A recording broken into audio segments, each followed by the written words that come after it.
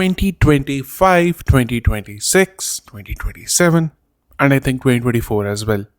These years have been years of confusion, not just for you, but for me as a counselor as well. When I'm talking to the students, I can see that they are very confused, right from which course to choose, to which country to go to changing the destination like 5 times in 5 months, to changing the course 3 times in 3 hours, right? It's absolutely confusing at this point of time. And I don't think that the students are wrong when they are confused. It's just that the world is going through such weird times right now. We are going through a big transition right now. The whole global economy is settling in. It's getting better. In a couple of years, I believe we will be back in a growth cycle. It always happens. There are many years of growth, then there are a few years of slowdown, then years of growth, then a few years of slowdown. It always happens. Anyway, in this video, I want to open your eyes. Let us, open the eyes, wake up, and choose wisely. Because what I see is that students are making such weird choices in terms of the countries nowadays. Every day when I'm talking to the students, I have to make them understand that, hey man, why the hell are you going to this country? The people of that country are leaving that country. What are you going to go do by going to that country, right? So in this video, if you're someone who wants to study abroad for the purpose of staying in that country for a while, working there, earning some money, this video is absolutely important for you. I want to talk about 3 things that you need to keep in mind and 3 countries that you should not be choosing in 2026 whatsoever. All right, so let us begin.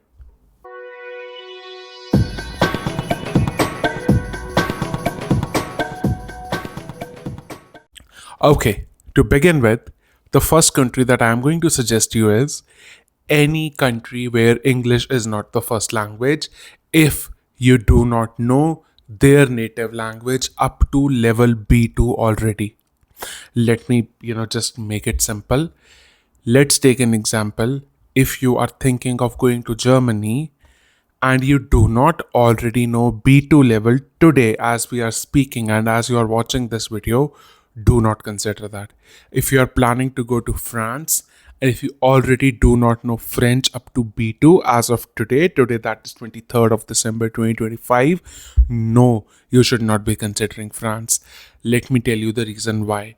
The reason is, by default, most of the jobs have this expectation that you know French or you know German or you know Italian or you know Dutch or any other European country might be that you're considering at this point of time. Maybe Spain, where the expectation would be that you know Spanish. And I see a lot of people opting for countries like Italy, Malta, I don't know, Spain for their master's degree. Guys, you need to understand one thing. Even if the jobs do not explicitly say that, hey, we need you to know Spanish, the thing is, let's, just imagine a scenario that you are the hiring manager. You are taking interviews. There are 3 candidates. One candidate is fluent in, let's say, in German. This candidate has almost the same qualification as you. This candidate has almost the same work experience as you. There's 100% probability that the person who knows fluent German is going to get hired. Always. That's the case. Now, 3-4 years back, what was happening is the job market had this imbalance that there were less number of candidates, more number of jobs. This was in 2021, 2022 after COVID. Today, if there is one job, there are 5 applicants. And out of these 5 applicants, I am pretty sure that 2 are already fluent in German. And I want to mention one thing here. At times people say that, okay, I will learn the language. Na, मैं सीख लूँगा sir German, मैं French सीख लूँगा. Let's be honest here. Out of the 4 people that I talk to every day, 2 of them struggle to speak in English. You started learning English when you were 3 years old. I mean, in kindergarten, we start learning A, B, C, D, E, F, G, right? We started learning English when we were 3. Today, you are 22, 23, 24, in some cases 30, 35. Even today, we haven't mastered English. How the hell do you plan on mastering a new language in 2 years while managing your master's degree? बेटा अभी तो India बैठे हो तो mummy खाना बना के दे रही है, कपड़े धुल रहे हैं, बर्तन धुल रहे हैं।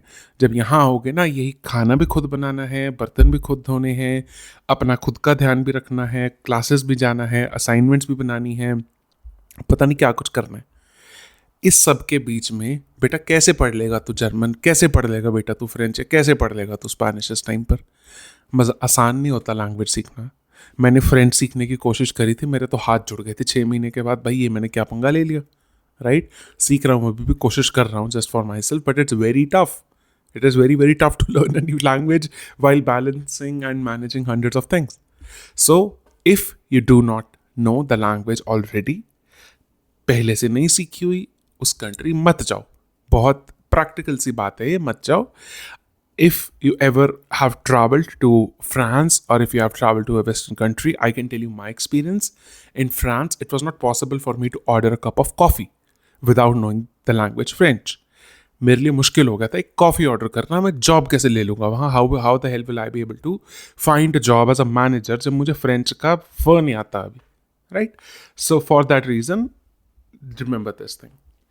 Second country that I want to talk about is gonna be a little controversial, but it's gonna be the United States of America. The anti-immigration sentiment, Donald Trump and his policy of waking up every day.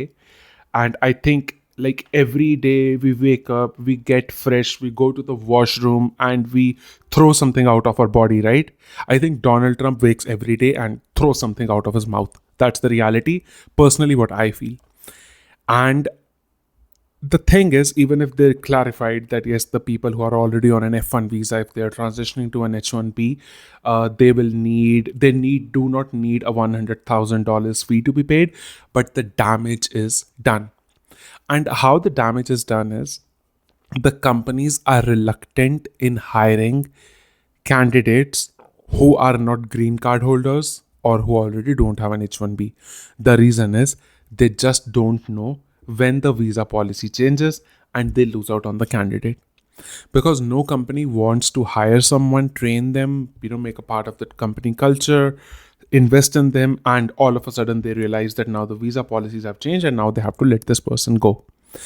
The sentiment right now, particularly in the US job market, is that we don't know what changes, when changes, and how it changes. So the companies are getting more and more reluctant right now in hiring people. Let this man, Donald Trump, either finish his, term or whatever. I don't know. I cannot say that out loud, but I hope you understand what I'm trying to say. So till the time he's there, I won't recommend United States of America at all. Now moving on to the third country, which is going to be Singapore. Singapore has brilliant universities, NTU, NUS, INSEAD, SPJAN, great schools, great places. But if your plan is to work in Singapore after you complete your master's, my suggestion would be to reconsider it. The reason is the post-study work visa is very short. And I have recruited certain students to NUS and NTU, but they were very clear that they want to do their masters and they want to come back to India. But nowadays, I see a lot of people are opting for Singapore. So, guys, if the goal is that you want to work in that country after you complete the masters or bachelors, no, I won't recommend Singapore to you. So, all in all, to summarize, 1, don't go to a country where you don't know the language for. 2, United States of America, there is a madman here who is the president, so better avoid for now. 3 would be Singapore. Thank you so much. I hope that this video gave you some clarity and you found my reasoning to be reasonable. And if you want to speak to me one-on-one, then there's a link in the pinned comment on which you can book a consultation with me. We can speak one-on-one directly. And then if you feel that, this person makes sense and if you feel that this person can be a mentor for me, then we can talk about working on your study abroad applications with me. I've helped hundreds of students. All of them have left a 5-star review for us and they have been to universities that were once a dream for them. So thank you so much. And yeah, don't forget to subscribe, okay? I have gotten 4,000 subscribers now. I need to start acting like a serious YouTuber, I guess now.